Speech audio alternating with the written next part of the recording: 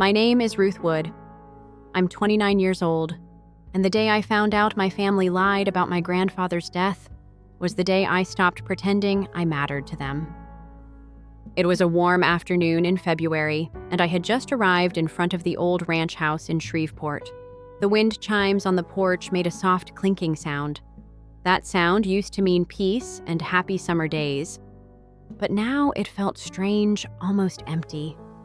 I hadn't been back in over a year, not because I didn't want to come, but because they told me there was no one left here to visit.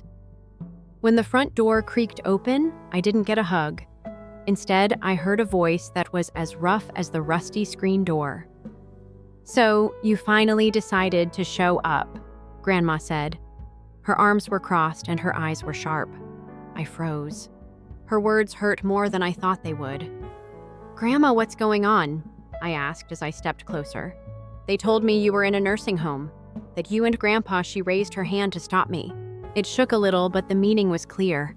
That one small move felt like a slap. "Your grandfather kept calling your name Ruth," she said. "He asked for you again and again while he was dying. He called you his little scientist, but you never came. You never even answered." My chest tightened and I could barely breathe. "That's not true," I said, my voice shaking. "Please let me see the number he was calling." She looked at me for a moment, then turned and walked into the house. When she came back, she handed me a small notepad. The edges were worn and the pages were a little bent. I looked down and saw Grandpa's handwriting, but the number on the paper wasn't mine, not even close. "This isn't my number," I whispered. "I've had the same one since high school." Grandma's eyebrows pulled together. "They told us you changed it when you went to college," she said in a quieter voice. "Said you didn't want to be bothered, that you needed space, that you were ashamed of us." "No," I said, taking a step back. My legs felt weak and I grabbed the porch railing to steady myself. "Grandma, I came home last spring break. I came here," I said. "Mary was here. She told me no one was home." Grandma's face went pale. "We were here," she said. "We've always been here, Ruth. What are you saying? They lied to me," I said, feeling anger rise inside me like a wave. "They told me you and Grandpa were moved to a care home in Cedar Ridge.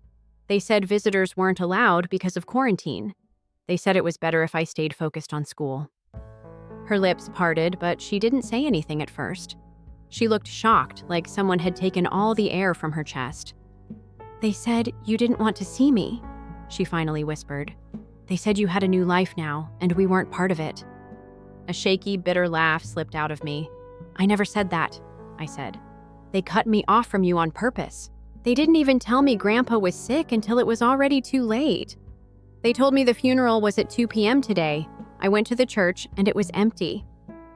She blinked slowly and sat down on the porch swing like her legs had given out. "The funeral was at 10 a.m., she said softly, her voice full of pain. I saw the truth settle in her face like a dark cloud. "They told everyone you didn't come," she added. "That you didn't care." I swallowed hard. A lump sat in my throat that wouldn't go away. "I would never miss his funeral," I said, my voice breaking. "Never. He was the only one who ever believed in me." My eyes filled with tears and everything around me became blurry. Without thinking, I dropped to my knees beside her and rested my face in her lap. For a long time, we didn't say a word. The only sound was the wind moving through the trees as if it too carried secrets. "He died thinking I didn't care," I sobbed. "We know the truth now," Grandma said gently, stroking my hair like she used to when I was little. "We know Ruth." She wiped her tears with the edge of her sleeve, then looked at me. Her eyes were still sad, but now I saw something else in them too, strength. Slowly, she stood up, brushed off her skirt, and walked into the house. I followed her, not sure what would happen next. Inside, everything looked the same as I remembered, but the air felt different, heavy. She walked over to the kitchen wall and picked up the phone. Her hands shook a little as she dialed, but when she spoke, her voice was steady again, strong. I remembered her from when I was little. "Laura, yes, it's me," she said in a flat voice. I need you, Frank and Mary, to come over right now, Grandma said firmly. I heard a muffled voice on the phone, but before the person could finish, Grandma cut in. No, I can't wait. I'll be expecting you within the hour, she said, then hung up without saying goodbye. She turned to me. The lawyer is on his way too, she said calmly, though I could feel something strong under her voice, something burning.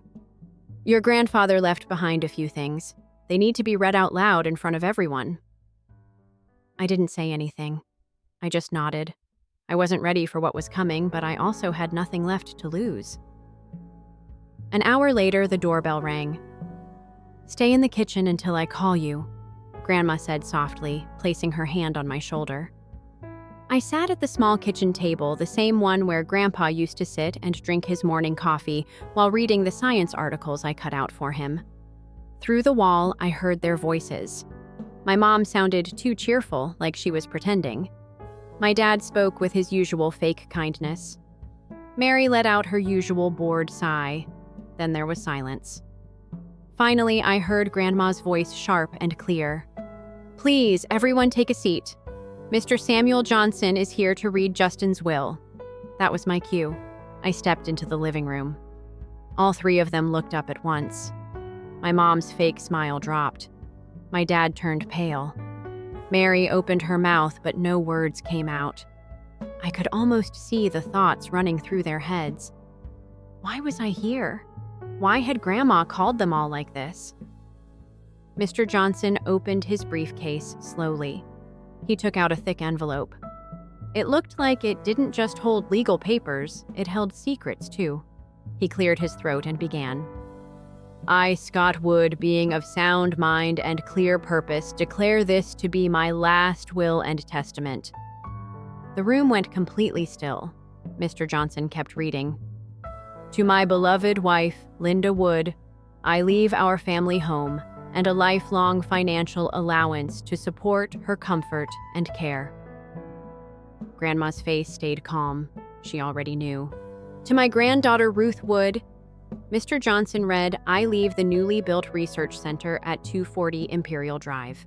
This includes all the lab equipment, the rights to any current projects I've been supporting, and the money needed to keep the work going and the staff paid. The room shifted. It was quiet, but I noticed it. Dad took a sharp breath. Mom's eye twitched. But it was Mary who finally snapped. You've got to be kidding me, she said, her voice shaking with anger. You gave her the lab, the whole thing. Mr. Johnson didn't react.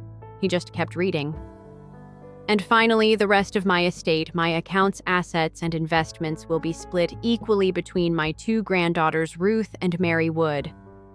The silence after that was heavy. Then Mary jumped up her chair, scraping loudly across the wooden floor. Her face was red, her mouth open in shock. This is crazy. No, I was supposed to get everything, she yelled. That's what you said. She turned to our parents, her voice breaking. You promised. You told me if I visited him, acted like the sweet granddaughter, played the part, it would all be mine. I stared at her frozen. They had made her pretend. They'd asked her to lie and trick a dying man for his money, and she agreed. But Grandma wasn't done. There's more, she said in a cold voice. She opened a drawer next to her and pulled out a folded letter. Her hand trembled as she gave it to Mr. Johnson. Scott wanted this read too, she said. Mr. Johnson unfolded the letter slowly, careful not to rip the old edges. The paper was slightly yellow, but Grandpa's handwriting was still strong and clear, like every word was written with purpose. Mr. Johnson cleared his throat and read aloud. To my dearest Ruth, if this letter is being read, it means I am no longer with you. That thought breaks my heart. But I hope these words carry some of the love I didn't say enough while I was alive. After that day, something in me shut down. I didn't scream, didn't throw anything, didn't even cry when the front door finally closed behind them. I just sat at the kitchen table and stared at the spot where Grandpa's letter had been, like it was still holding everything together. Something inside me had cracked, but not in a way that broke me. It was more like a frozen lake that suddenly realizes it doesn't have to hold all that weight anymore. In the days that followed, I didn't answer Mary's messages. She sent texts like nothing happened, pretending we were still sisters, that this was some misunderstanding. "You're blowing this out of proportion," she wrote. Grandpa was old. He wasn't thinking straight. I read it once, let it sink in like poison, and never replied. Mom called too, but only once. Her voicemail was short-clipped. "Ruth, we need to talk about what happened. You misunderstood. It wasn't meant to go that far. That far. Like it was some minor prank. Like stealing someone's last goodbye, erasing their place in the family, lying through funerals and wills and memories was just that far." I blocked her number. I stopped answering calls from any number I didn't recognize. I changed my email. I deleted my social media. The world I had been trying to be part of for so long, the perfect family photo world where I always stood slightly out of frame, was gone.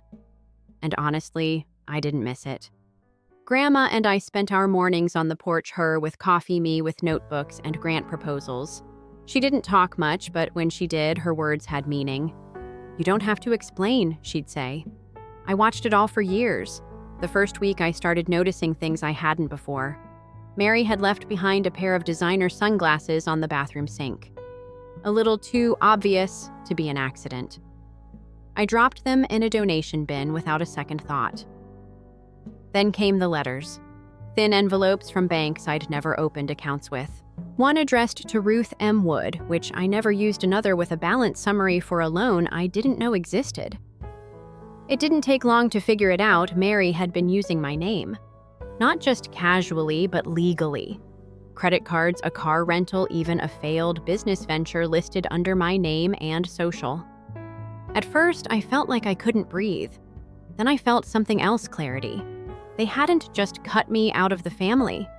They'd made sure I couldn't stand on my own without crawling back. But now I had Grandpa's lab. I had the center. I had my name again. So I started digging. I spent evenings calling banks, freezing accounts, sending notarized letters and ID copies. The more I uncovered, the more I realized this wasn't just Mary being reckless. This was planned, coordinated. I found paperwork signed by my mother approving use of my information as a co-signer for Mary's college apartment years ago, except I never signed it.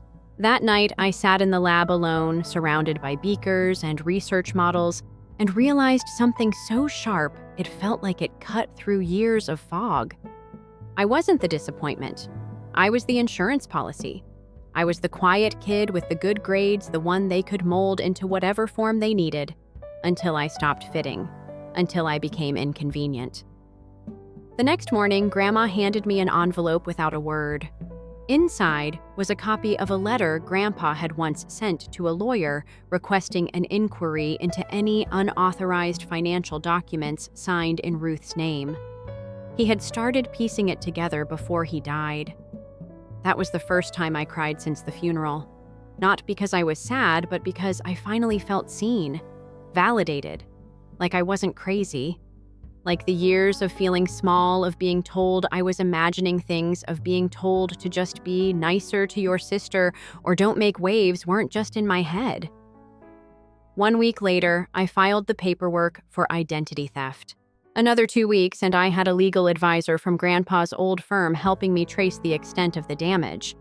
"This is bad," he said after our first meeting, "but it's also fixable. And if we're lucky, prosecutable." Lucky. That word felt strange in my mouth. But it was starting to feel like maybe, just maybe, I was. Mary didn't take the news well. I didn't tell her, of course, but I imagine she found out when her card stopped working. When the letter from the credit bureau arrived at her place. When the calls started coming not from me, but from people who wanted answers. That's when the calls to Grandma's house began. Angry ones, frantic ones. At first, she answered calm and firm. "Ruth doesn't live here anymore," she'd say, which was technically true. I'd moved into a small apartment near the lab. Then she stopped answering altogether. We'd sit quietly while the phone rang, the machine picking up to capture their unraveling voices. One day, there was a knock at the door.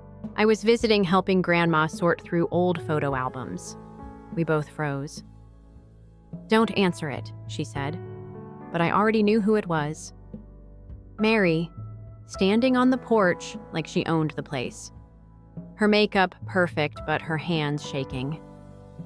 "Ruth," she started, voice high-pitched and strained. "You've got to stop this. You're ruining everything." I didn't move, just stared at her through the screen door. "I'm protecting myself," I said, voice flat. "Something you clearly never cared about." She scoffed. "This isn't protection. This is revenge. You're going to destroy our family. Our family. The same one that left me behind, erased me, used me." "You already did that," I said. Then I turned and walked back inside. That night, I received an email from a name I didn't recognize. When I opened it, it was from Mary's old roommate, someone I hadn't spoken to in years. "I don't know if this helps it read, but I always thought you deserved to know what they were saying about you. I'm sorry I didn't speak up sooner." Attached was a folder. Screenshots, emails, group texts, conversations between Mary Mom and Dad, messages discussing how to keep me away from Grandma and Grandpa, how to forge my signature, how to make sure the smart one doesn't start asking questions. I didn't sleep that night, but I also didn't cry. Instead, I printed every single page, clipped them into a binder, and slid it across the table to my lawyer the next morning. "It's time," I said. And this time I didn't whisper it. I said it like I meant it. Like I had nothing left to lose, because the truth was they'd already taken everything they could. Now it was my turn. The walls they built to box me out were about to become the evidence that boxed them in. And I would watch every piece fall. The morning I walked into the county clerk's office with my folder of evidence, something inside me felt colder than usual, steady but cold like a stream that had frozen just under the surface. I wasn't here for rage or revenge, not exactly. I was here for the truth. And the truth finally was mine to carry.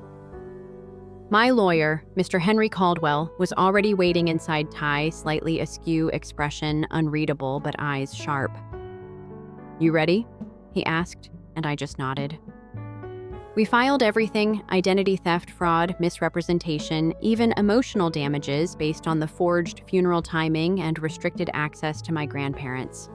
It was a full legal punch, and it landed hard. Within 10 days, my sister's accounts were frozen by court order, and both of my parents were issued formal inquiries from the county's financial fraud department. I thought maybe, just maybe, they'd go silent, hide in shame, back off. But I underestimated the performance they'd put on when their show started to unravel. First came the neighbors' people I hadn't spoken to in years, suddenly calling Grandma to say how worried they were about me.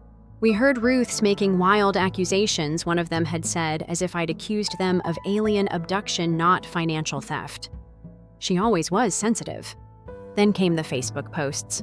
Vague, passive-aggressive, designed to look like pain but aimed like daggers. "Sometimes your own child turns against you, and there's nothing you can do," my mom wrote one Sunday. "All we ever did was love her." I read it, screen glowing in the dark of my apartment, heart pounding so hard I thought it might break through my ribs. Then I shut the laptop. I didn't comment, I didn't defend myself. I let it hang there, let them scream into the echo chamber they'd built for themselves. Because that was the difference now, I didn't need them to see me. I saw myself, and I wasn't ashamed anymore. Still, the part that hurt the most wasn't the lies or the posts. It was the people who believed them.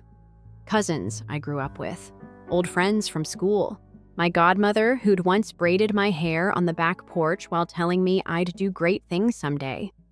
They either stayed silent or sided with the noise.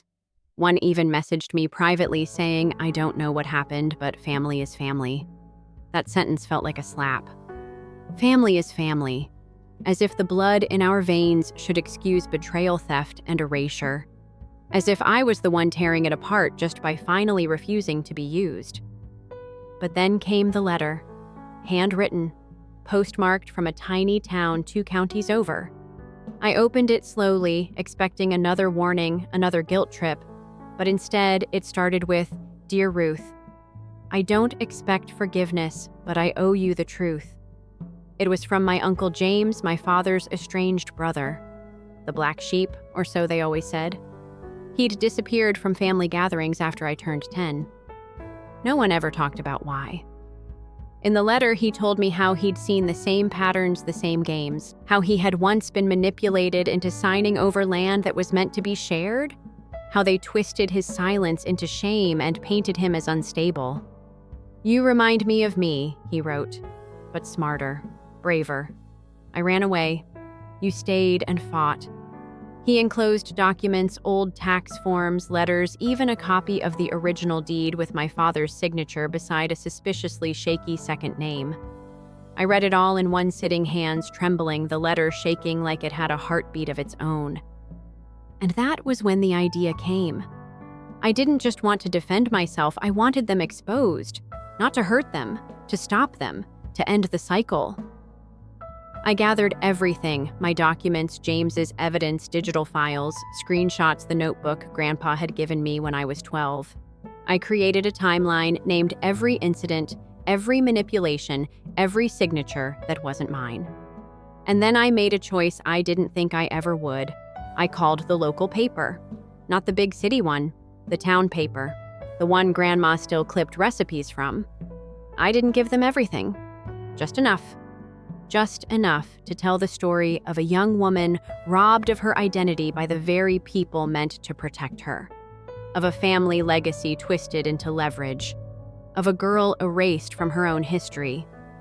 The journalist, a woman named Trina with a voice like steel-wrapped velvet, listened without interrupting. When I finished, she simply said, "They're not going to like this.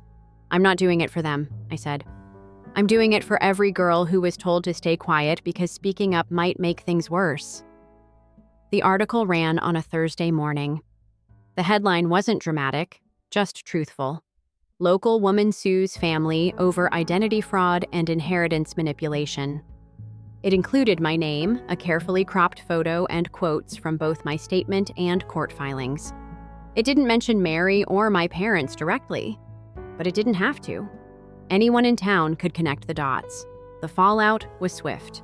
Within hours, Grandma's phone rang off the hook, some offering support, some furious. The neighbors avoided eye contact at the grocery store.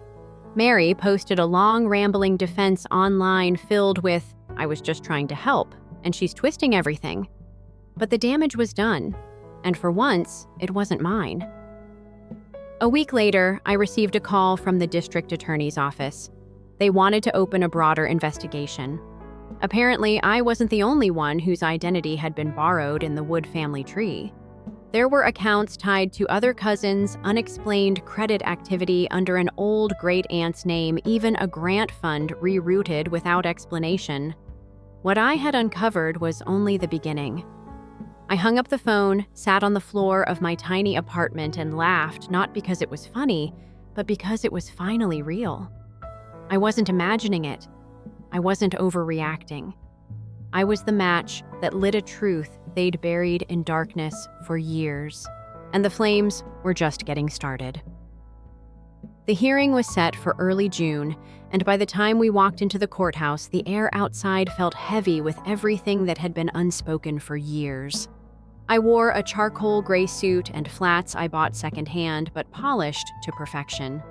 My hair was tied back, no makeup, no performance, just truth. Grandma sat beside me, her hand resting gently over mine, steady as always. Across the room sat my parents and Mary, their attorney, whispering urgently into their ears. My mother wore pearls like they could protect her from judgment.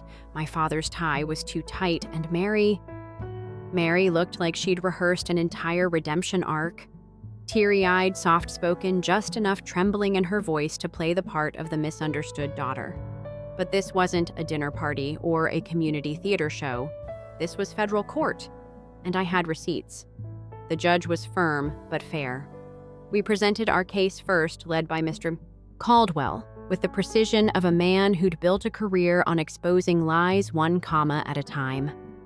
We laid out the timeline, how my identity had been misused, how legal documents were forged, how I'd been misled about my grandfather's death and funeral, and most importantly, how attempts were made to invalidate the will by falsely presenting me as estranged and unstable. Then came the exhibit's credit reports, screenshots, loan statements, the forged cosigner documents.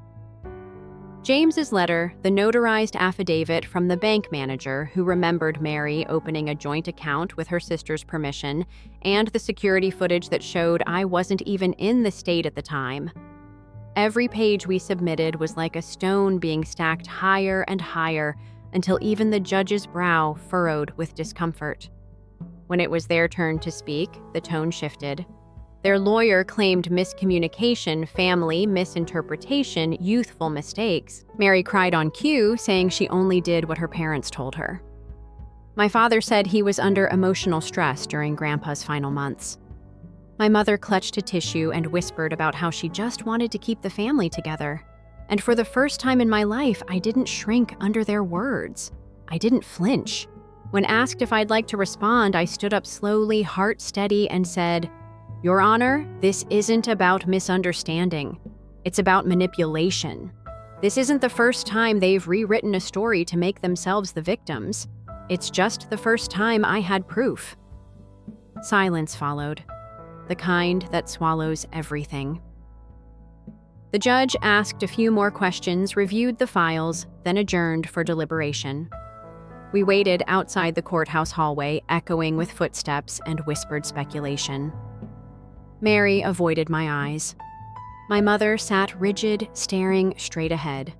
My father checked his watch every few seconds like time could save him. When we were called back in, the ruling was clear. The court found sufficient evidence of fraud and identity theft. Criminal charges were referred to the district attorney's office, and a separate civil trial would determine restitution. For now, my name was cleared, and control over my share of Grandpa's estate and the lab was reaffirmed and protected under court order. No more access by family. No more legal loopholes.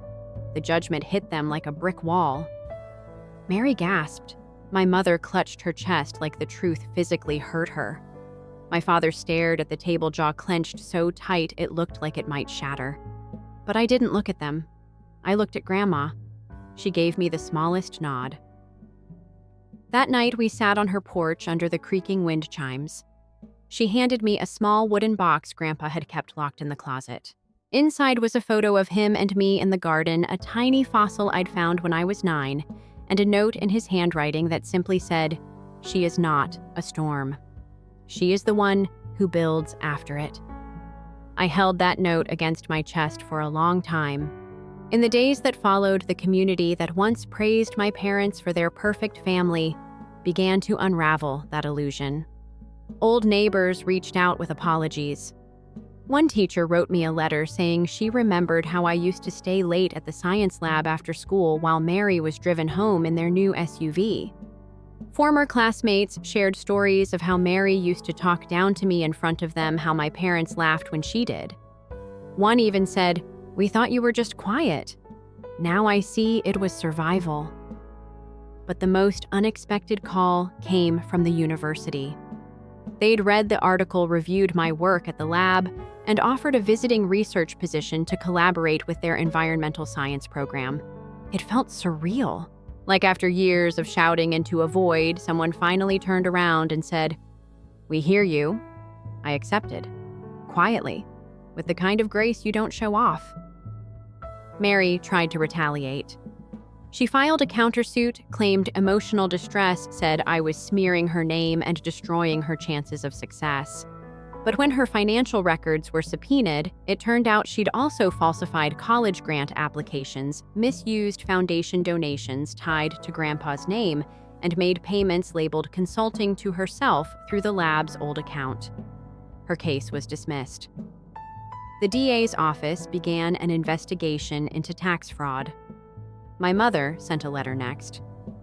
Handwritten, sealed with a wax stamp like that could make it sincere. Inside, she said she was heartbroken by what we've all become and that she hoped someday we could heal as a family. I didn't reply. Instead, I tucked the letter into a file labeled closure and went back to work. That summer, we hosted our first open house at the Scottwood Innovation Center. Families came, Kids toured the greenhouses. Local farmers signed up for our smart irrigation trial program. And when I stood up to speak, I didn't need a speech. I just told the truth. That this lab was built by someone who believed in quiet brilliance. That it stood for the people who are overlooked, underestimated, and erased, but who keep building anyway. When I finished, the crowd clapped. Not because of who I was related to, but because of what I had survived and what I had made out of the ashes. Outside, the sun was setting behind the sunflower field Grandpa once planted, and I swear, for just a second, I felt him there standing tall, hand on my shoulder, whispering, "Told you, little scientist. They never stood a chance." It's been almost 3 years since the court ruling, 3 years since I watched my family break apart under the weight of their own lies, and watched myself finally stop apologizing for not fitting their mold. I used to think healing would feel like a sunrise, bright, warm, easy, but mine came like winter light through an old window, fractured cold in places, and slow. For the first year, I buried myself in the work. The lab became not just my purpose, but my protection. We launched 3 agricultural tech initiatives statewide, partnered with universities, and brought sustainable farming tools to over 200 small farms. Our greenhouse roof leaks sometimes, and we still burn popcorn in the break room microwave, but every inch of that place feels like breath after suffocation. Emma and Tyler. My closest friends since college became like siblings to me in the way siblings are supposed to be. People who stay, who show up, who speak truth without cruelty. One day, Emma said, "You don't have to keep trying to prove you deserve this." And I realized I'd been sprinting long after the fire had burned out, like running was the only thing that made me visible. I slowed down, took weekends off, planted tomatoes behind the greenhouse even though I knew I'd forget to water them. Started seeing a therapist who didn't flinch when I told her I used to hide my trophies in a box under my bed.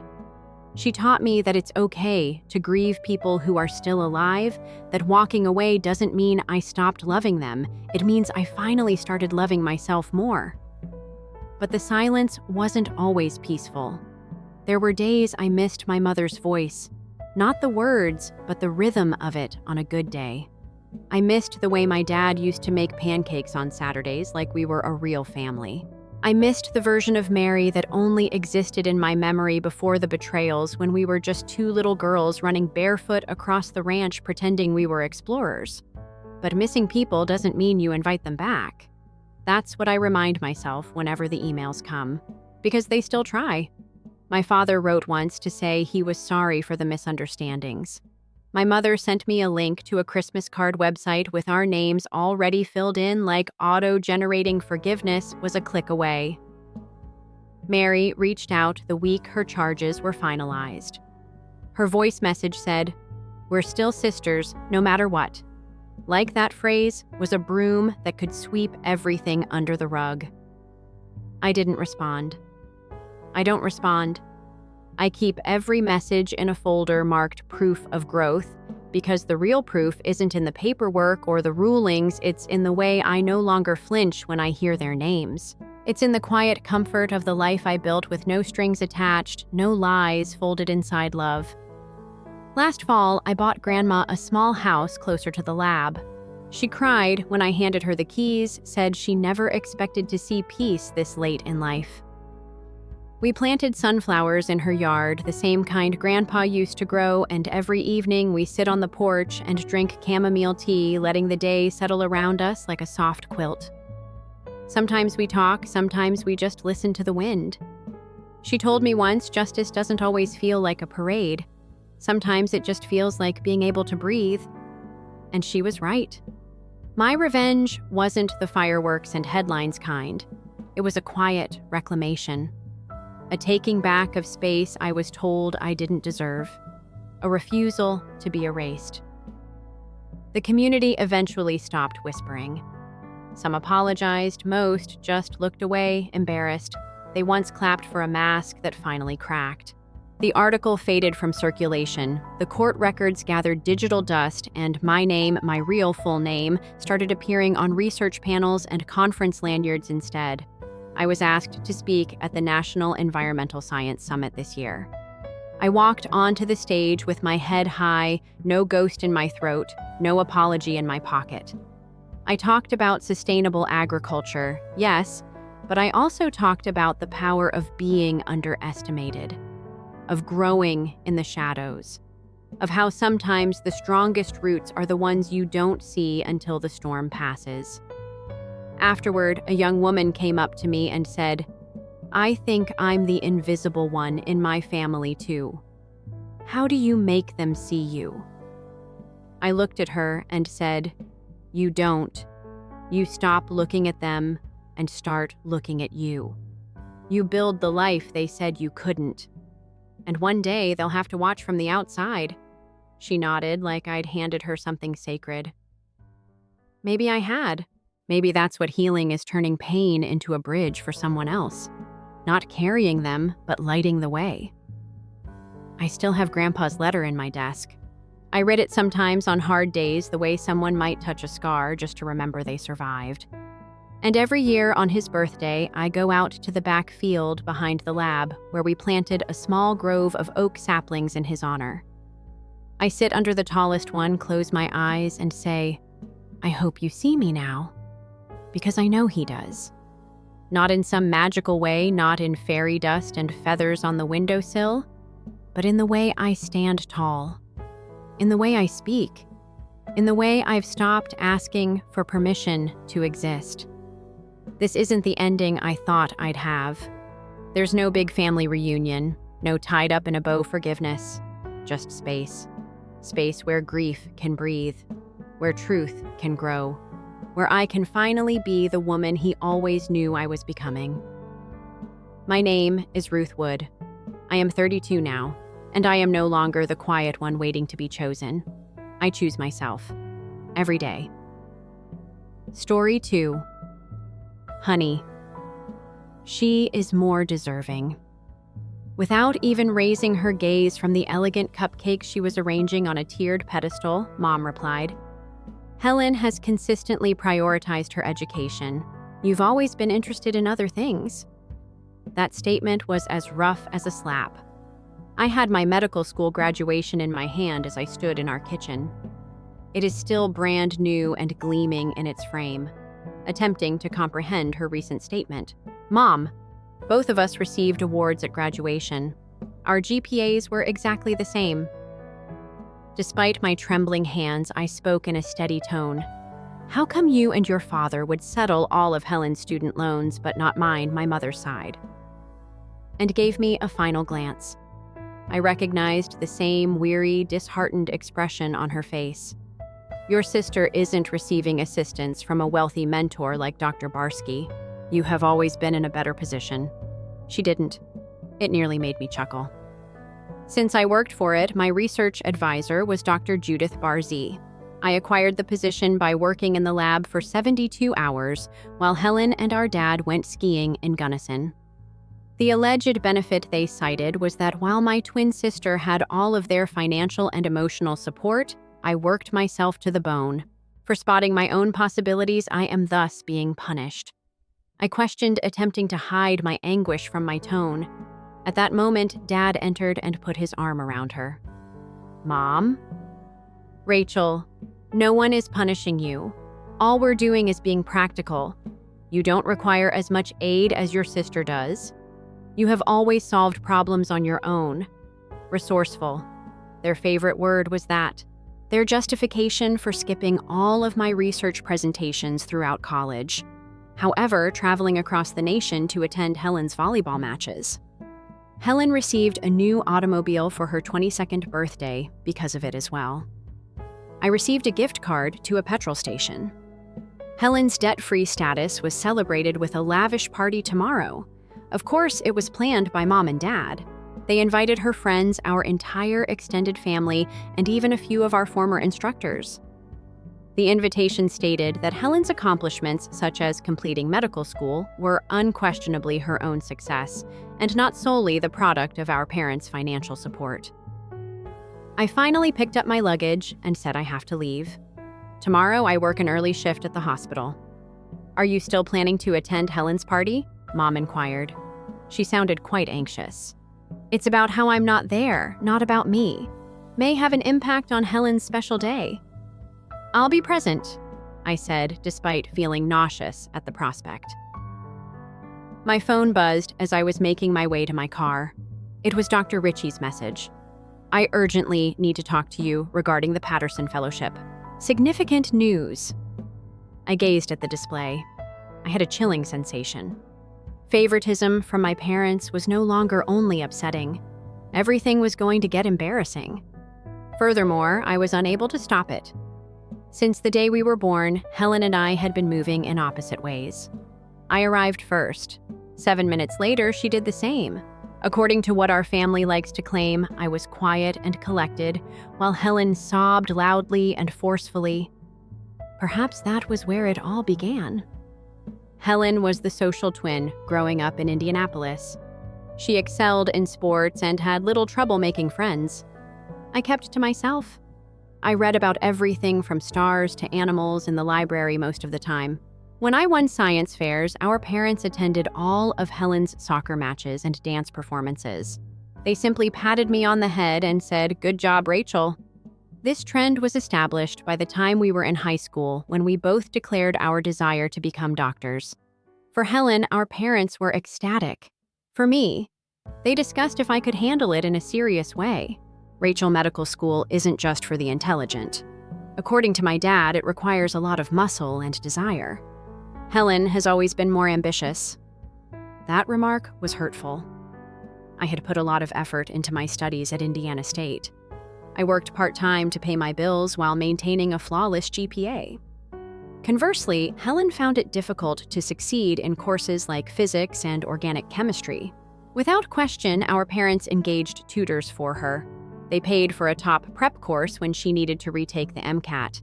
They simply nodded and remarked, "That's nice, dear," when I scored in the 90th percentile on my first attempt.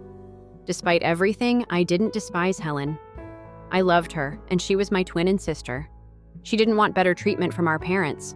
It so occurred that they preferred her. She never said anything, but at times I even believed she felt uncomfortable about it. Both of us were accepted to the same 5-year medical school in Oklahoma. Together, we celebrated every small victory, supported one another during difficult times, and studied side by side.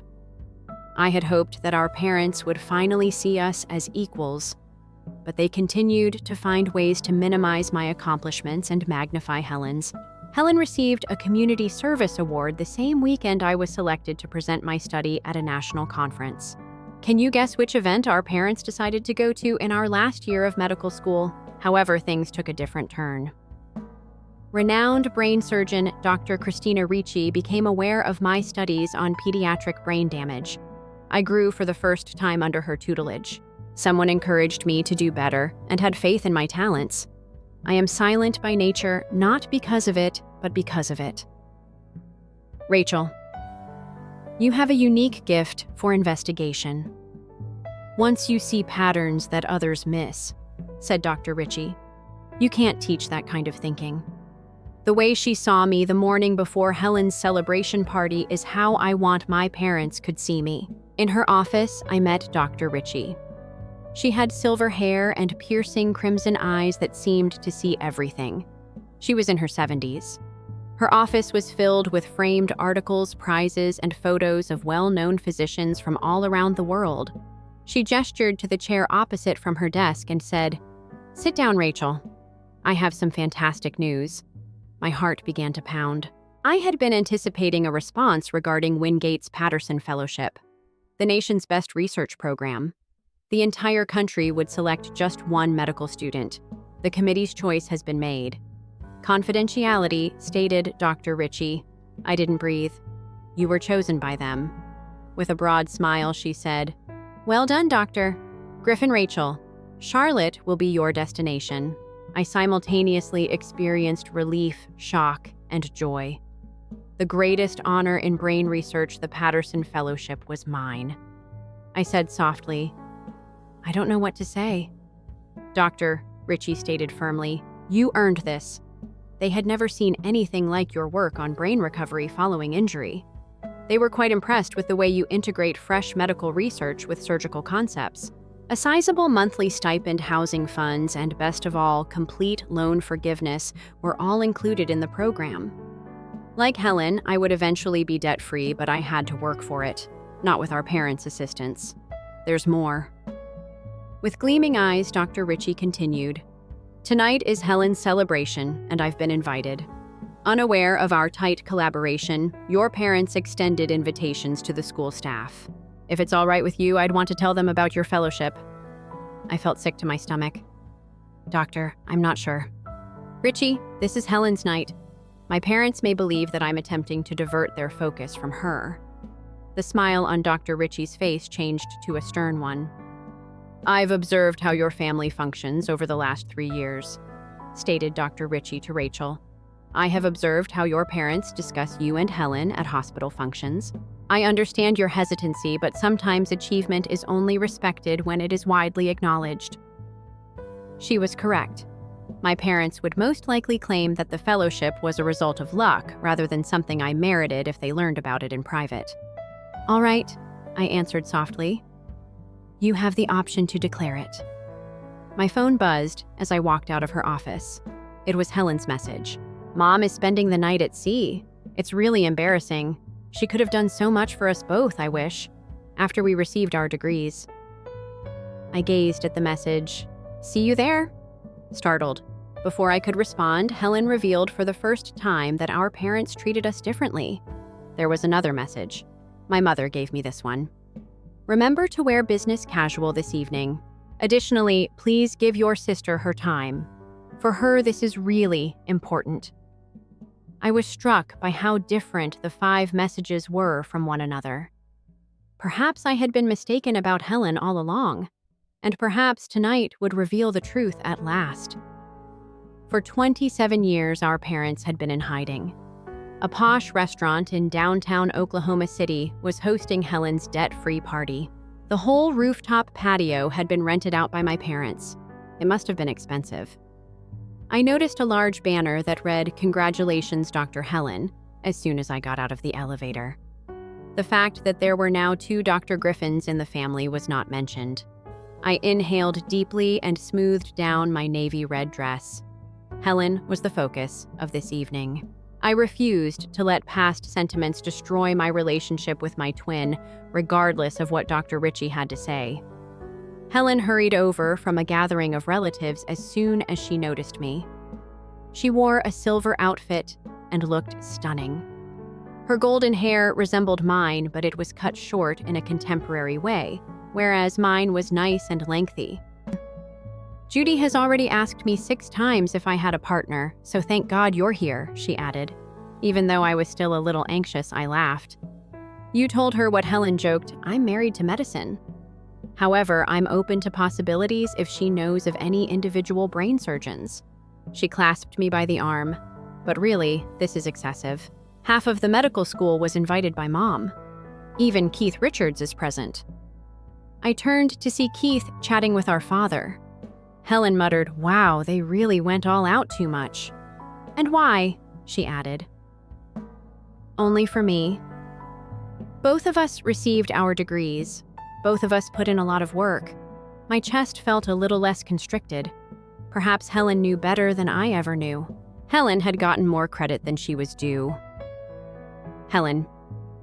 With a glass of champagne in her hand, our mother Rachel called out, "The Henry has just arrived. Henry, do you remember he works at Indianapolis Memorial as the chief of surgery?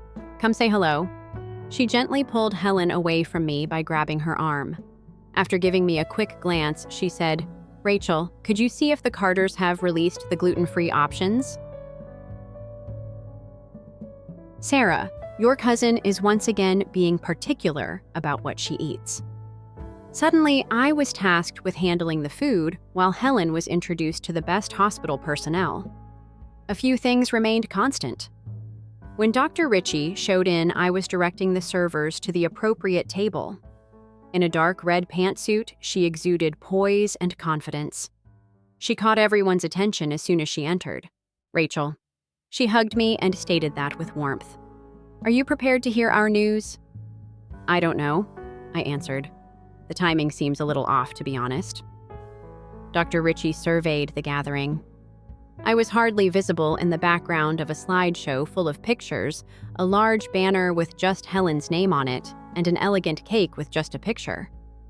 I see, she muttered, more intricate than I had anticipated. I witnessed my parents introducing Helen to Oklahoma City Medical Center's chief neurosurgery specialist, Dr. Jacqueline Oberdor, across the rooftop. It was there that Helen and I had applied for a residency. My stomach grew constricted. Were they attempting to use their personal connections to help Helen land the position? My father then caught sight of Dr. Ritchie. He brought Helen and my mother over. Oh, he said how nice to have you here. We've heard that you've done some work with Rachel. Just a bit. Dr. Ritchie's eyebrow went up. For the past 3 years, Rachel has been my primary research collaborator. The success of our brain damage study was largely due to her efforts. I was unable to interpret the meaning of my parents' glances at one another. How pleasant. My mother's voice was flat. In addition, Helen has been conducting a great deal of neurosurgery research. Actually, Dr. Oberdor only expressed her admiration for Helen's application. My cheeks started to get heated. Helen had not conducted any neurosurgery research. She concentrated on a totally other field, neuropsychiatry. My chances of getting the residency might have been ruined by my parents' fabrications. I saw Dr. Ritchie's eyes harden, but she continued to smile. Is that correct? I said, she said. How fascinating. I believed Helen was more interested in psychiatry than surgery. Calmly, Dr. Ritchie said. The gathering fell silent. My little glimmer of hope began to fade. I started to fear that rather than improving matters, the announcement would make them worse. It was time for dinner. Helen, our grandparents, and the doctor were seated over doors at the main table with my parents. Along with cousins and family acquaintances, I was placed at a side table. Even though I was not participating in the conversation, I could hear all that was being said. Helen was always destined for great things. My father used to tell Dr. Oberdors that Helen had a lot of determination even as a child. It has always been her who set lofty goals. Every phrase had a slight edge to it. I rearranged the food on my plate. I'm not hungry anymore. After dinner, Dr. Ritchie, who was seated close by with other academics, kept glancing at me like I was in the kitchen. To draw everyone's attention, my dad got up and tapped his glass. He thanked everyone for attending to honor our daughter Helen's incredible accomplishment. Medical school is difficult, as you are aware. It's a very unique experience to graduate debt-free and with a degree. The guests gave a courteous clap. Helen appeared uncomfortable. Standing next to my dad, my mother continued, "We're fortunate that we were able to support Helen's education. Since we knew she would make us proud, we have always supported her in her future endeavors." I fought back tears as I looked down at my plate. Their statements were unambiguous. Not both of us, but Helen had been their support. Then Helen got to her feet. I want to say something, actually. Her face was visible as she gazed directly at me. She spoke with sincerity. I don't feel like this celebration is complete, she stated. I graduated with the same GPA as Rachel. We both put in a ton of work. To be honest, Rachel put in more effort because she lacked the same network of support that I did. There was silence in the room. My parents had a surprised expression. My mother whispered, "Helen, the time is not appropriate." Helen said, "It's just the right moment. People can't overlook my sister while praising me. It has never been fair and it never will be." My throat constricted. The emotion made it difficult for me to breathe. Helen was now coming clean in front of everyone after all these years. It was painful and strong at the same time. My dad made a hasty attempt to correct the situation. He tried to sound upbeat. "We are proud of both of our daughters, of course. Rachel has also performed admirably. However, tonight is about honoring Helen's debt-free status, which is a remarkable accomplishment. Not something she earned on her own, but something they paid for. Helen answered calmly, yet firmly, "I earned it." The entire room stiffened. My parents had always feared this day, and it was becoming real. Their ideal family dynamic is disintegrating in front of everyone. At that moment, Dr. Ritchie got to his feet. "May I add something?" she asked. The room was quieted by her quiet yet powerful voice. Since many of you may not be aware of it, it seems like the ideal time to convey some news regarding Rachel. My parents looked at one another anxiously. Rachel has been awarded the Patterson Fellowship at Wingate for her work on brain blood vessel mending. For those who are unaware, it is the highest research position awarded to a single graduating medical student nationwide, according to Dr. Ritchie. It comes with a sizable monthly payment and complete loan forgiveness. People let out a gasp. I noticed that Dr. Oberdor turned to face me with genuine curiosity. Excitedly, my cousin began to whisper. Indeed, Dr. Ritchie continued, she developed a novel research methodology nearly entirely by herself, which is why the committee selected her, while working a busy schedule at the hospital. She had a proud expression. Over the years, I have coached a lot of aspiring physicians, but I hardly ever witness the kind of dedication and skill that Rachel demonstrates on a daily basis. Abruptly, there was clapping throughout the room, a hearty round of applause for me alone. For once, people were looking grinning and nodding. I was being seen by them. My folks didn't relocate. They had shocked and bewildered expressions on their frozen faces. They were obviously beginning to see that the narrative they had always accepted about their daughters was unraveling. Helen grinned broadly as she stood next to me. Her eyes showed no signs of jealousy. And Dr. Ritchie wasn't finished. I'm pleased to announce that Rachel's remaining student loans will be paid off by our department using a special merit scholarship. In honor of her exceptional work, the entire board approved it. I had earned my debt-free status. Then everything was different. Doctors and professors who had been chatting with Helen all evening were now approaching me. They congratulated me on the fellowship and inquired about my study. Some even related anecdotes about my interactions with patients. I was aware that my parents remained in their seats, still in disbelief. It was more than just the loan forgiveness or the fellowship surprise.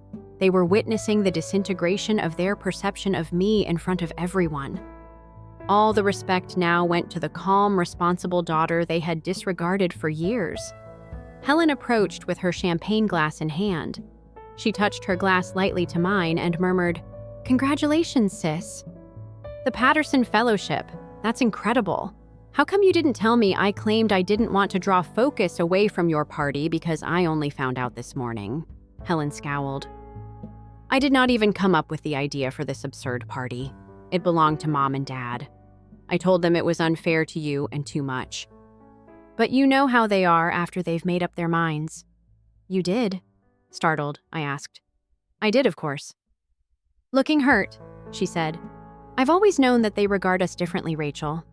I simply had no idea how to improve it without making matters worse." Dr. Jacqueline Oberdor approached us before I could respond. She looked directly at me as she continued, "Dr. Griffin, what Dr. Ritchie mentioned about your research really pleased me. We ought to discuss the possibility of you bringing your work to our neurosurgery division, perhaps even in place of visiting Wingate." Startled, I blinked. "Dr. Oberdor, you are extremely kind. The Patterson Fellowship, however, she has already accepted." Helen put an arm around my shoulder and spoke rapidly. She flashed a proud smile. "This is a once-in-a-lifetime opportunity.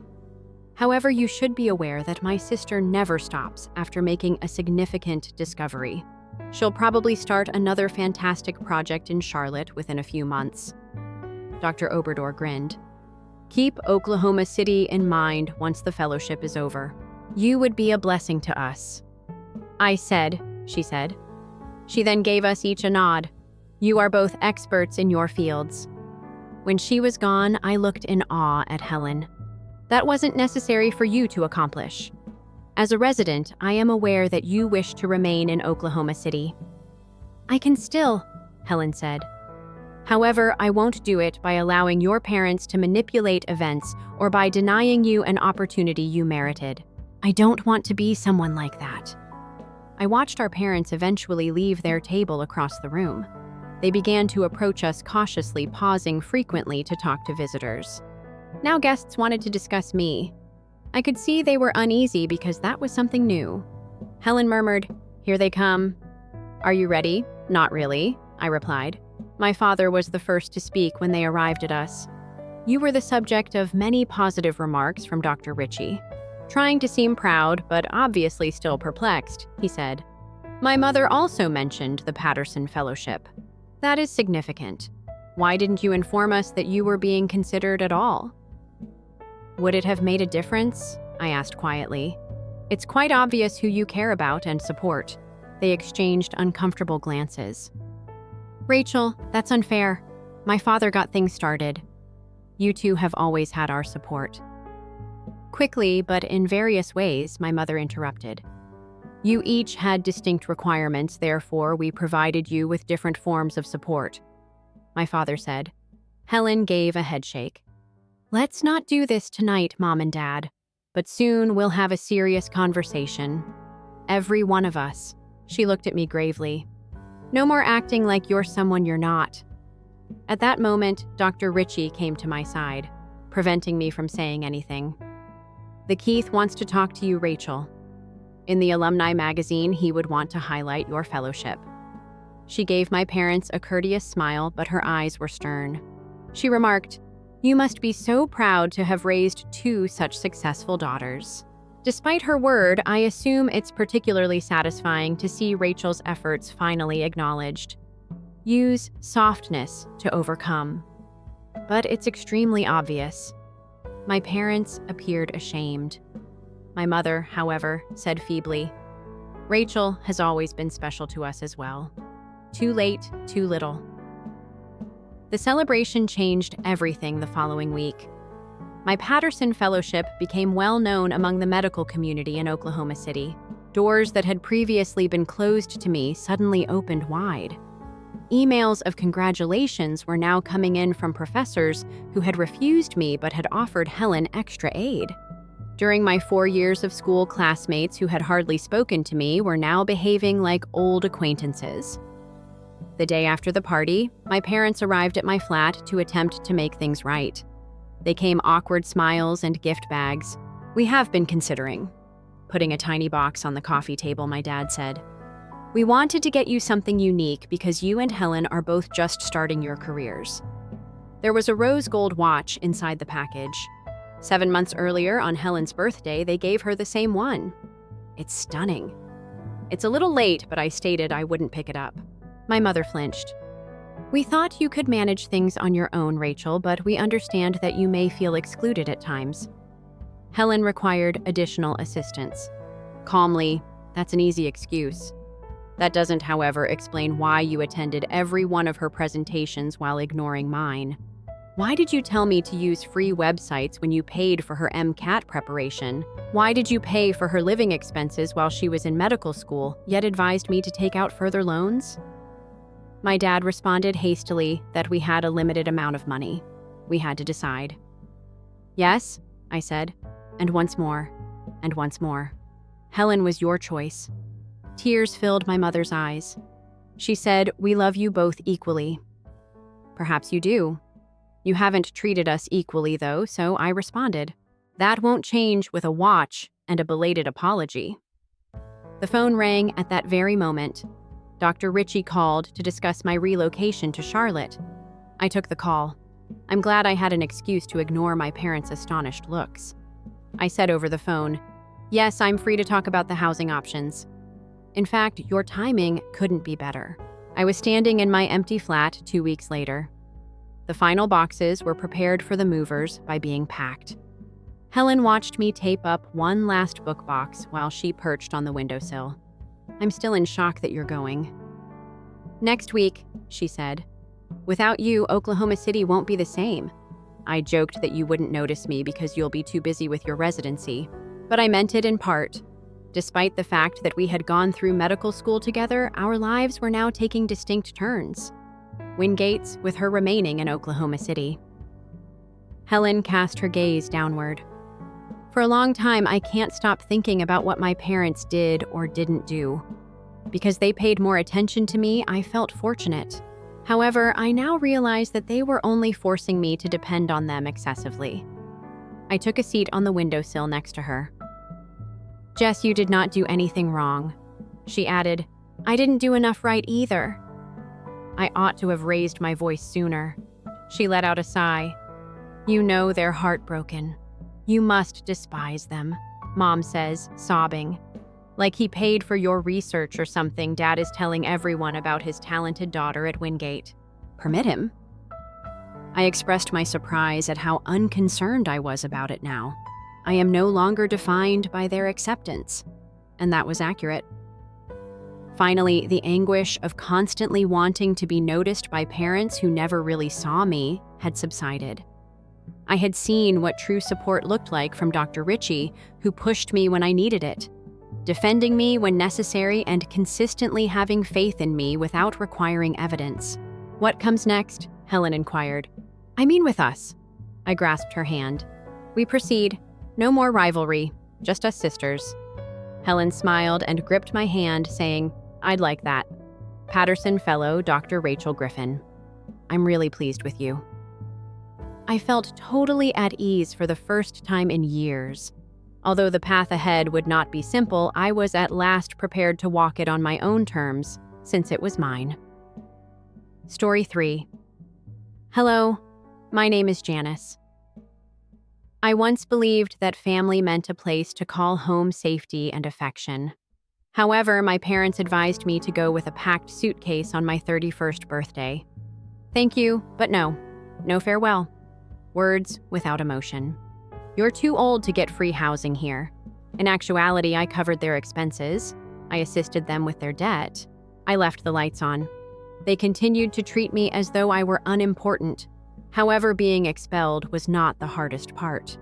I never recognized it until I realized they had been taking advantage of me for years. And they totally turned on me when I eventually stood up and made an effort to defend myself. What time is it before we start the rest? Where are you? From where are you listening? Please leave a remark below. Because you don't just survive some storms, you grow out of them. We'd want to hear your experience as well. I entered the dilapidated, cracked driveway. The sky was completely over and the sun was already setting. It was getting dark blue in Ridgway, Ohio. That early autumn air seemed cold enough to slink beneath your jacket and make you cling to yourself. I picked up a little cake box from the passenger seat. It was my sole personal item for the day. $30 for vanilla icing. Cheers to your birthday. It's written in sloppy crimson frosting. The weary teenager behind the counter didn't bother to correct it. The moment I entered the house, something didn't feel right. Not because I was anticipating a birthday card or even a surprise. My parents, Nathan and Tiffany, didn't celebrate anything for me, as I had discovered long ago. However, the house felt colder than normal tonight. Keep quiet, in an odd manner. The humming lights in the kitchen cast a harsh, pallid brightness. The table was set for dinner already. Meatloaf, green beans in a can, mashed potatoes in a box. Nathan yelled from his chair at the head of the table before I had even removed my coat. "You're running late." The cake was set on the counter by me. The loudest sound in the room was the crinkling of the paper bag. I explained that I had to finish certain reports because I worked late. I spoke in a flat, quiet tone. I didn't apologize. Tiffany also remained silent. She ignored me and continued to move her fork about. With a grunt, Nathan filled his old broken glass with more whiskey. I took a seat after hanging my coat on the rack. Like a stretched wire about to break the entire room seemed taut. The sounds of glasses clinking, knives striking plates, and a few fictitious coughs marked the start of dinner. Nobody wished me a happy birthday. Nobody even gave me a glance. Only the machine-like sounds of eating and swallowing. I pushed the mashed potatoes around my plate with my fork. They had a dejected expression. Something was about to happen, and I should have known it. Nathan was not the type to remain silent for very long. He forcefully slapped his fork down halfway through his meal. Tiffany's seat jumped.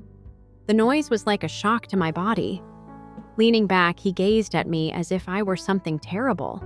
He remarked, "You're too old to live here for free." He sounded icy, as if he had practiced speaking it. "You should move out for a while." I simply gazed at him. It didn't feel like real, in the hopes that she might say something different. I glanced at Tiffany. Perhaps he was simply intoxicated, but she didn't even raise her eyes. Her lips were so tightly packed that they appeared pallid. I answered, "I pay the internet bill, food, half of the mortgage, and electricity." My tone remained steady. I didn't let it shake or lift it. I simply stated the facts and let it rest on the table. Nathan gave a sharp little laugh. That sound was like him slapping me. "You don't get to remain forever just because you pay a few expenses." "Princess?" "Princess. When I was younger, Dad used to call me that. As I sat on his lap, my hair disheveled and my knees scraped. It was now something he insulted me with. Something broke inside of me, but I suppressed it. This was more than simply rage. It wasn't arbitrary. This was their plan. They deliberately chose the day of my birth to do it. To kick me out, not to rejoice. I moved my plate out of the way. The heavy quiet, the cake in the bag, and the meatloaf all sat like rocks in my stomach. Slowly, I got to my feet. I sensed that they were both observing me, perhaps anticipating my tears, pleading, or breakdown, but I didn't. I only gave a single solid nod. "You understand," I said. Nathan then grinned as if he had just won a prize. Tiffany remained silent, her head lowered and her shoulders slumped in embarrassment. Not enough to prevent them from discarding me as if I were unimportant. I moved in the direction of the stairs. The cake was still in its bag on the counter, so I paused there for a moment. The plastic handle was digging into the soft box after stretching under the weight. There was one candle missing. It felt like a sign, although it might have fallen off in the car. There is one candle missing. One individual is absent. One household is absent. Taking the cake, I headed upstairs without turning around. My feet creaked with every stride, final and loud. I shut the door to my bedroom and leaned against it, allowing the monotonous sound to fill my chest. It was never truly my house. It might not have been. I gazed at the packed suitcases while I sat on the bed. For the past several weeks, I had been too afraid to finish. Something inside of me had anticipated this. Not today, perhaps. Perhaps not in this icy manner, but eventually. I had more time, I thought. I believed that by just assisting more, I could make things better. I folded my jacket over the suitcase after taking it off. My hands moved calmly and without emotion. It was because I was done, not because I wasn't hurt. My thoughts entered planning mode as I went about the room gathering a few items. Turn off the utility auto-pay feature. Transfer my salary to my personal bank account. Not the sharing. My mother advised me to use just in case. Locate a storage facility till I could figure out my next course of action. Tonight, I wasn't simply thrown out. I never asked for anything in return, and they gave up all I ever given them. The wind grew stronger outside the window. The street was lined with trees whose leaves shook loose. It served as just more reminder that winter will soon arrive. I wouldn't be here for it, though. I noticed my image in the mirror as I zipped my suitcase. The same dark hair in an untidy bun. The same green eyes exhausted. However, something had changed. Someone had crossed a line. I was also unable to return, notwithstanding my desire to do so. I returned to the bed and took a firm seat. Now the cake was on my bedside table. Appearing little and dejected, not even candles had been purchased by me. In any case, nobody would have been present to sing. The room was filled with the smell of cheap icing. Too sweet. It's almost nauseating. I gazed through the plastic window at the box. There was a tiny bit of frosting visible. Then, without a thought, I removed the cake from the bedside table. It hit the ground with a gentle thump. The cake and box are pressing on the worn carpet. "Janice, happy birthday," I said to myself in a whisper. I took a seat on the bed's edge. The room was thick with silence, as if it were around me. As though mocking me for not being prepared, my bag was sitting open, half-packed. Outside, the loose glass rattled as the wind blew against the windows. They had never been bothered to be fixed. The entire home was worn out, as if it had given up. Abruptly, I caught sight of it. This was obviously not a house. I was only permitted to remain there until they no longer need my services. The cake on the floor caught my attention. It was a messy, shattered icing. Now, it appeared ridiculous, like a tiny hope that has no place here. The carpet was smeared. Laura smiled smugly as I averted my gaze. I tossed my old leather bag over my shoulder after seeing more affordable apartments. More valuable than everything in this chamber were the restoration plans and legal paperwork that were within. As I made my way to the door, Anna and Betty made charming calls. Perhaps dress more like a pack the next time. One's appearance matters. I simply grinned. No more. Don't worry, I said with a smile. When they await me tomorrow, I will look exactly like the type of pack. I've already been in command, but they won't recognize it. If anyone has been secretly hoping that I will win, don't miss it. What follows when the doors to the boardroom open? Everything shifts. To be the first to witness my family's reaction when they discover that the lady they disregarded is now in charge of everything, be sure to subscribe. I was standing in my actual office the following morning. The whole penthouse floor had huge windows that looked out over Albuquerque's city. For more than a year, this moment had been planned. I was prepared. Rachel, my assistant, hurried in and set down a freshly brewed cappuccino next to my laptop. She said the board of Hillcroft Plaza was already seated. Your relatives arrived early.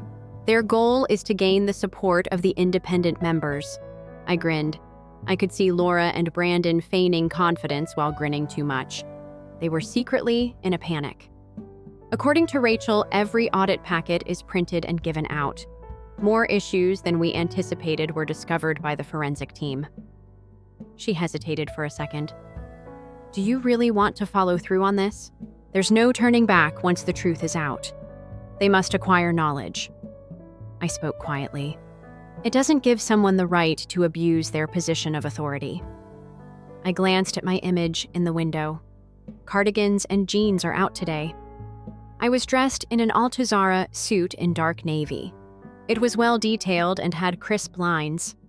Aunt Betty always hoped I would dress like that when I met a wealthy husband. However, I wore it today to undermine their meticulously constructed illusion. According to Rachel, the ownership announcement will be live in half an hour. Your name will be known as soon as it does. Then let's get started. As I picked up my briefcase inside the boardroom at Hillcroft Plaza, I said. As I entered, the room was silent. At the far end of the table was my family. They appeared anxious, ill-prepared, and perplexed. Who are you? Brandon lost his temper. This meeting is private. I placed my briefcase at the head of the table in a composed manner. My name is Anna Paquin.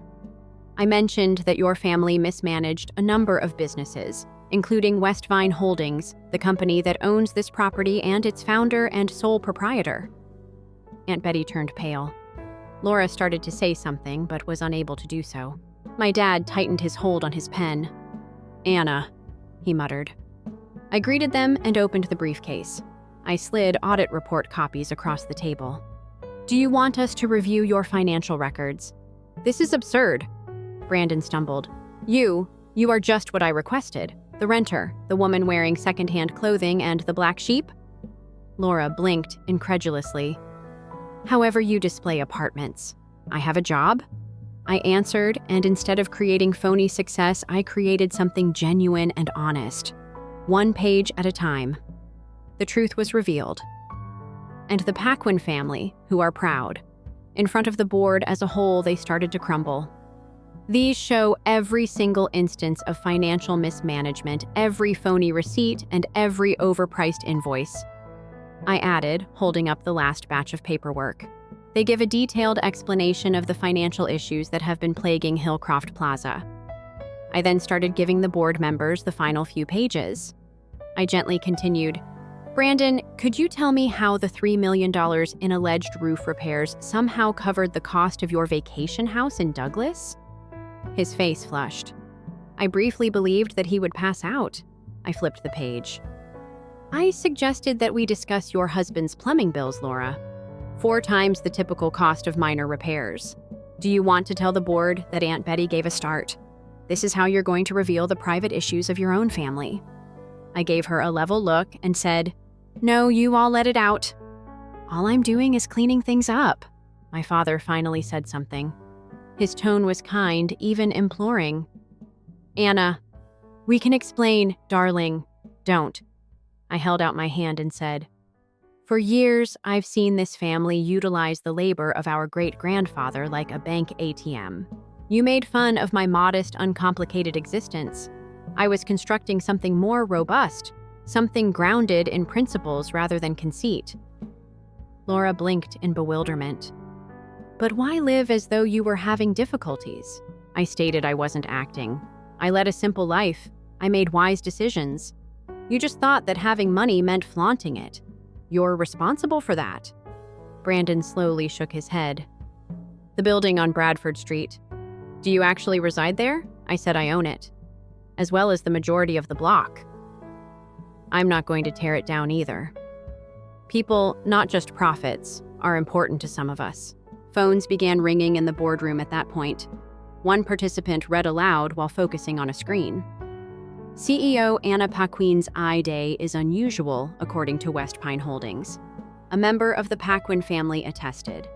Owner of a real estate holding worth $3 billion. There was one additional board member, regarded as one of the area's leading ethical developers. Protection of historic buildings and rights of tenants."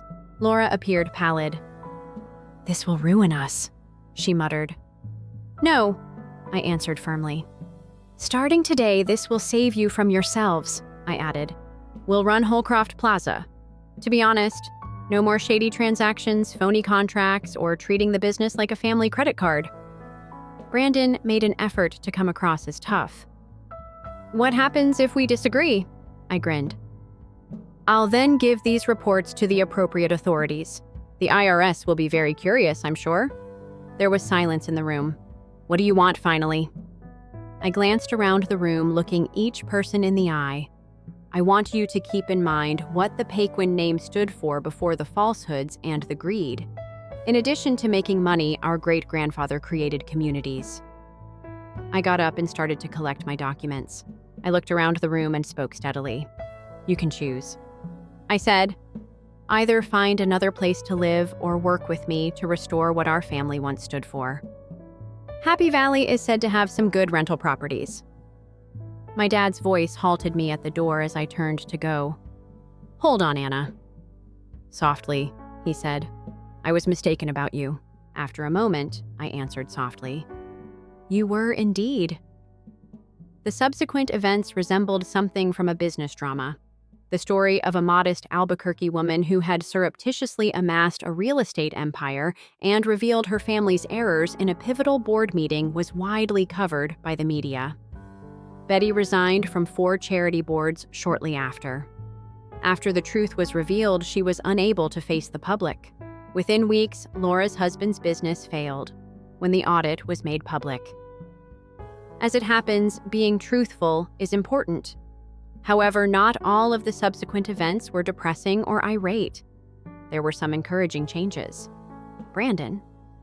After living above the law for years, he was eventually brought accountable. He was taken into custody for financial fraud. I was astonished by Laura. She enrolled in seminars at a public university to learn about real estate from the ground up. She even started volunteering at a shelter in the city center for those relocating to permanent residences. She later informed me that she was happier volunteering than ever attending an expensive art show.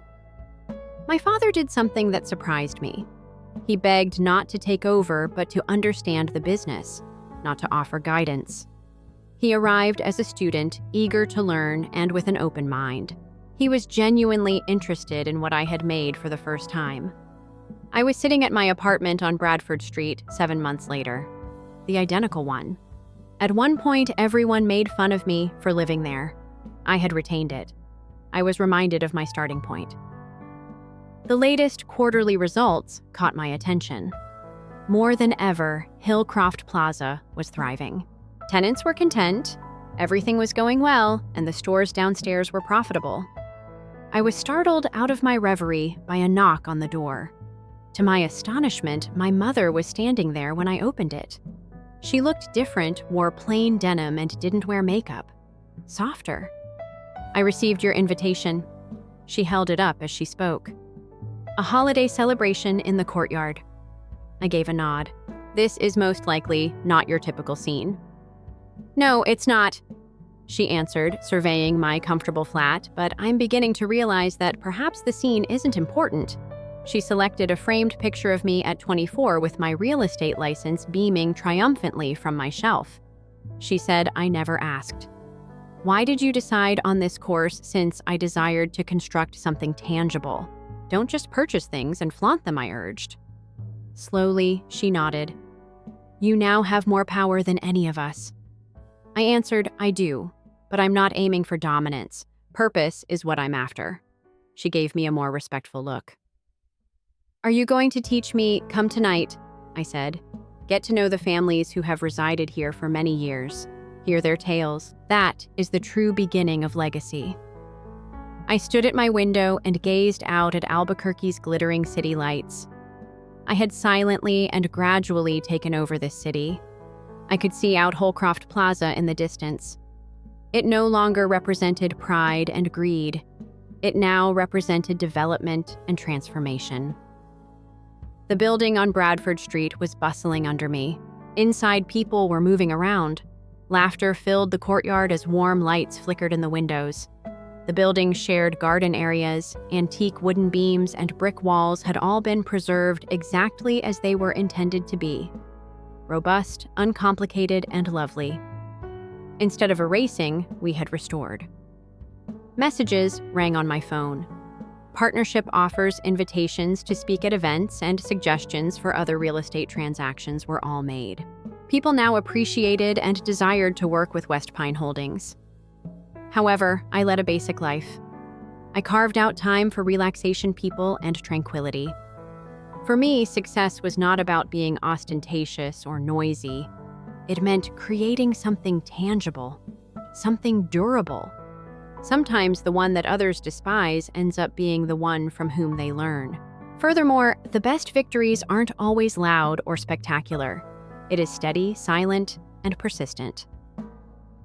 A week later, I was at the Bradford Street holiday party standing next to the garden fountain. There was music playing quietly in the background, and twinkling lights hung above us. I saw my family gradually adapt to a society they used to despise. My mother was seated next to Mrs. Jacob, a 40-year tenant of the building. With genuine attention, she listened to her narrative. Brandon was assisting Mr. Gregory, the longest-term resident of the residence, and a World War II veteran with hanging string lights. Laura laughed as watching children decorate sugar cookies at a table. They were beginning to get it. Showing off isn't what true wealth is all about. It all comes down to what you value, what you have in common, and who you support as you grow. My father approached and stood next to me at the hot chocolate table. "Your great-grandfather always thought that buildings should care for people, not merely produce money," he stated. I gave a nod. I said I found his old notes. He wrote about treating renters like family and safeguarding them. We forgot that somewhere along the way. He regarded me as if I were a daughter who had strayed from her path rather than as if I had continued a dream of his. "Oh, you could have destroyed us," he said. I said that was never the purpose. I turned to see a little girl dancing beneath the string lights. I intended to construct a long-lasting object. Because proving people wrong isn't always the goal of great achievement. Offering them a better way to be correct is the goal. Additionally, don't take it personally if you've ever been made to feel inferior or pushed aside. Perhaps I remind you a bit of yourself. I didn't go out on this adventure to disprove anyone. I never intended to do that. All I wanted to do was create something tangible, something that would last. I wanted to build a life based on moral principles rather than ostentation. I was a firm believer in working in silence and taking on challenging tasks without looking for recognition, and in remaining loyal to who I am even when others don't believe in me. Please feel free to leave a comment below if my tale moved you or got you thinking. If you were in my shoes, how would you have responded? Have you ever worked on a project in secret while people questioned your abilities? Let's discuss that. The hard choices, the late nights, the modest victories, and the behind-the-scenes labor should all be acknowledged. Nobody applauds. I want you to keep this in mind if you're in a situation where no one expects anything from you. To prove yourself, you don't have to get louder. All you have to do is get stronger. To begin, you don't require anyone's consent or approval. All you need is a clear goal and the will to persevere. The rest will follow. The advancement, the acknowledgement, the tranquility they adhere to when you continue to construct.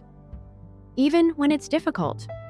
I encourage you to support this trip by subscribing to the channel if this message holds any significance for you. More tales about fortitude recovery and discovering your own definition of success are on the horizon, because prizes and headlines aren't necessarily indicative of actual accomplishment. Standing tall when no one expected you to is what it looks like sometimes. Sometimes, after being ignored, it appears to be helping others. Furthermore, getting back at someone isn't always the best form of retaliation. It's about learning to be the person they told you couldn't be. Legacy is not something that is bestowed upon you. It is something that you make. It is constructed piece by piece, option by option, daily. And if we continue working together, we can create something that matters in addition to being aesthetically pleasing. Stay with me then. Sign up. Let us tell these tales. Let's encourage one another during the quiet times and honor the fortitude required to continue when no one else is around. Let's make something durable.